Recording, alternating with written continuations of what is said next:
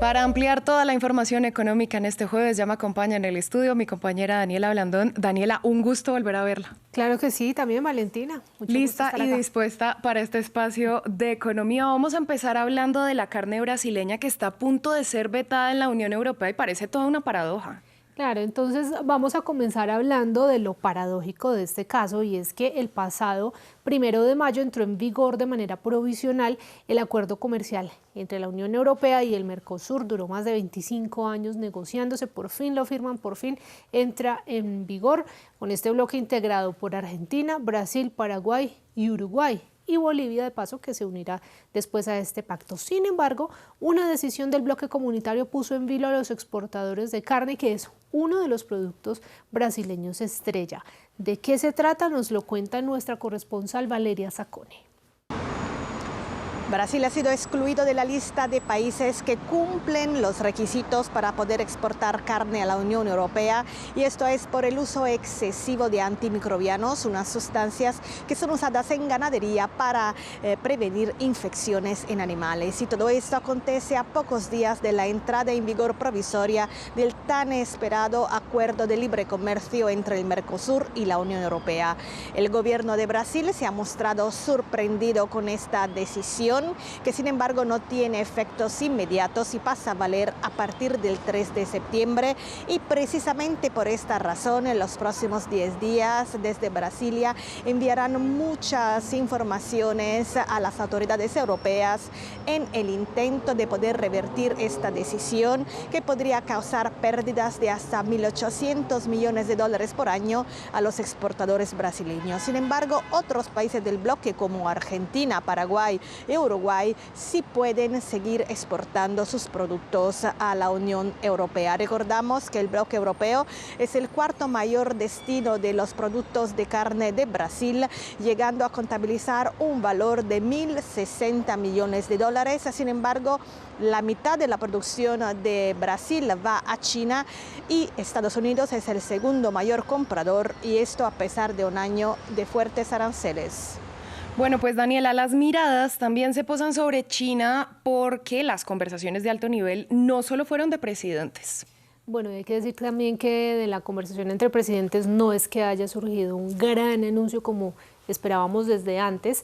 Sin embargo, más de una decena de directores ejecutivos y empresarios en general también acompañaron a la delegación estadounidense durante esta visita del presidente Donald Trump a China. Entre los participantes se contaron los representantes de Apple, del fondo de inversiones BlackRock, de Boeing, Citibank, Goldman Sachs, Meta, Nvidia, Visa y Mastercard, hasta Tesla, entre otras, todas con vastos intereses en el país asiático y en busca de soluciones a los problemas que han tenido con Beijing. Por ejemplo, Tesla, que se enfrenta a una competencia muy grande de los fabricantes locales de vehículos eléctricos en tecnología y en precio, aunque la compañía sigue siendo bastante influyente allí.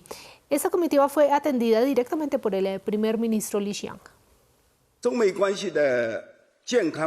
De cara al futuro, China y Estados Unidos pueden y deben seguir siendo amigos y socios. Debemos alcanzar el éxito mutuo y compartir la prosperidad. Siempre que ambas partes mantengan el respeto mutuo, la coexistencia pacífica y la cooperación mutuamente beneficiosa, podremos gestionar y resolver adecuadamente nuestras diferencias. Valentina, ¿usted ha escuchado ese dicho que dice que parece chiste pero es anécdota?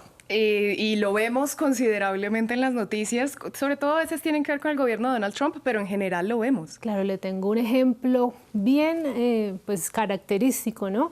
Porque la agenda en esta jornada tuvo que ver con Marco Rubio, y la anécdota tiene que ver directamente con el secretario de Estado de Estados Unidos, que tuvo que ser rebautizado para poder entrar en China, en donde es objeto de sanciones. En pocas palabras, el letrero con el que lo identificaron corresponde a la pronunciación Lubio en lugar de Rubio.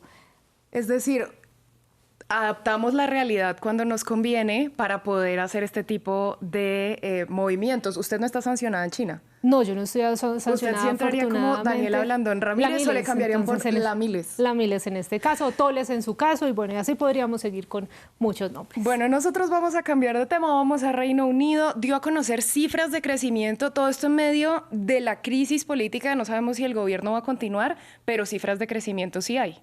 Al menos. También traemos a colación otro dicho, ¿no? De malas en lo político, de buenas en lo económico, porque en el primer trimestre del 2026 la economía británica creció inesperadamente 0,9% anual, lo que sugiere que se encuentra en una mejor posición de lo que muchos temían antes de la escalada de la guerra con Irán. Algunos lo atribuyen a que el acaparamiento de bienes provocado por el conflicto pudo haber generado más demanda en marzo y esto, desde luego, dispara el PIB. Así que el verdadero efecto se verá en los trimestres venideros. También queda por ver cómo esta incertidumbre en Westminster afectará a las respectivas economías. Los diputados laboristas tienen hoy que tomar una decisión importante, pero las cifras muestran que la economía está creciendo. Cuando entramos en este conflicto, nuestra economía crecía con fuerza.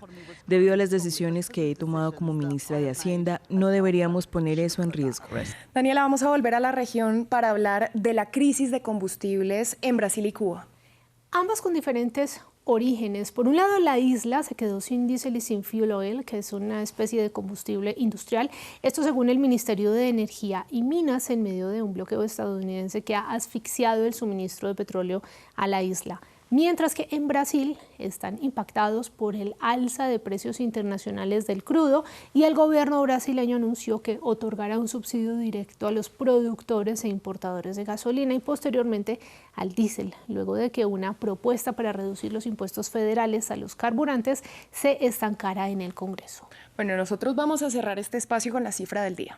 Y vamos a volver a hablar de un gigante del que ya hablamos en esta crónica, porque las cifras son los 5,5 billones de dólares en valoración de mercado que alcanzó Nvidia el miércoles. Este es un nuevo hito histórico para este fabricante de chips de inteligencia artificial en medio de un boom que también favorece a sus colegas en Corea del Sur, por ejemplo. SK Hynix está al borde del billón de dólares de capitalización, apenas días después de que Samsung Electronics alcanzara este mismo nivel. Y lo que tienen en común es que todos fabrican chips, bien sea de inteligencia artificial o de aparatos como teléfonos móviles, computadores o consolas de videojuegos. Pues sin duda les está yendo muy bien a los chips. Así es, cada uno en su segmento, ¿no? Porque los de inteligencia artificial les va muy bien, pero eso hace que los otros chips suban de precio porque ya nadie los está necesitando tanto, entonces hay una menor oferta. Pues Daniela, muchas gracias por toda esta ampliación. Aquí nos vemos en una próxima. A ustedes gracias por su sintonía, breve pausa y volvemos.